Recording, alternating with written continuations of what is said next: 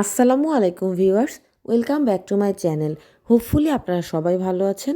আজকে আমি আপনাদের মাঝে চলে এসেছি নতুন একটি রেসিপি নিয়ে, মূলা পালং শাক দিয়ে মাসকলাই ডাল।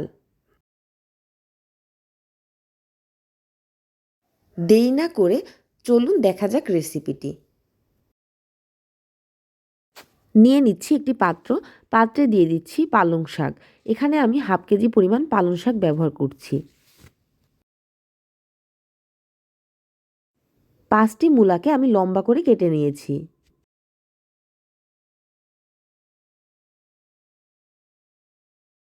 সাত আটটি কাঁচামরিচ,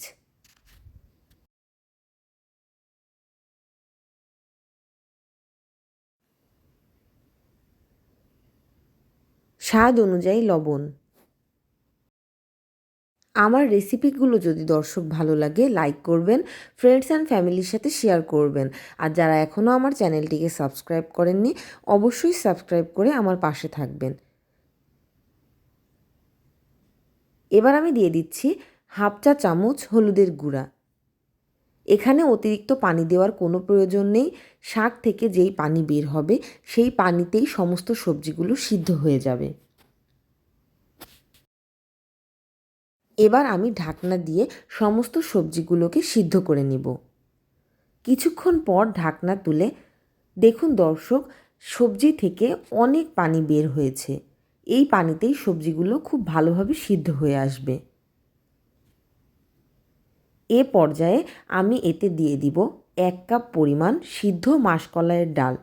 ডালগুলোকে আমি প্রেসার কুকারে সিদ্ধ করে নিয়েছি। এবার ডালগুলোকে আমি সমস্ত সবজির সাথে খুব ভালোভাবে মিশিয়ে দিব। রেসিপিটি করতে কিন্তু খুব বেশি সময়ের প্রয়োজন নেই। বাসায় থাকা কয়েকটি উপকরণ দিয়েই আপনারা এই মজার রেসিপিটি তৈরি করতে পারেন। শীতকালে অনেক পালং শাক পাওয়া যায়, সে সময় আপনারা এই রেসিপিটি করে খেতে পারেন। এবার ঢাকনা দিয়ে আমি আরও 5 মিনিট জাল করে নিব।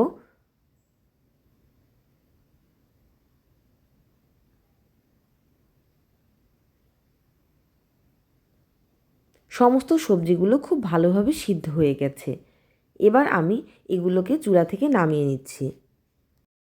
বসিয়ে দিচ্ছি একটি পাত্র গরম হয়ে গেলে আমি এতে দিয়ে দিব পরিমাণ মতো সয়াবিন তেল।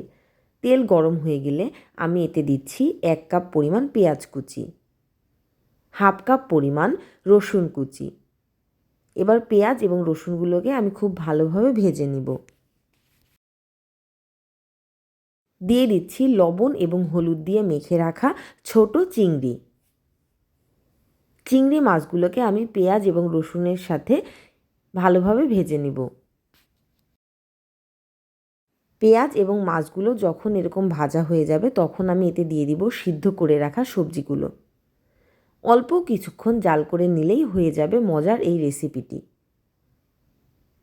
আপনারা বাসায় অবশ্যই একবার হলেও এই রেসিপিটি ট্রাই করবেন এবং কেমন লাগলো দর্শক কমেন্ট বক্সে কমেন্ট করে অবশ্যই আমাকে জানাবেন।